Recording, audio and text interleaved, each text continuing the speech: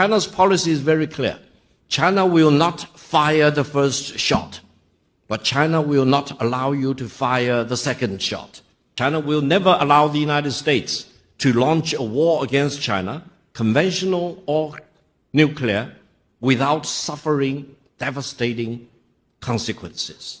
If you have not watched the Victory Day parade in Beijing on September the 3rd, one of the weapons China demonstrated, we call it 61, because it can contain 60 nuclear warheads plus one hydrogen bomb.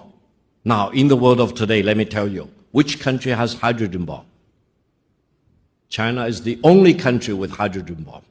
And that ICBM can cover every corner of the world in less than 20 minutes and destroy any target in any corner of the world without any possibility of being intercepted.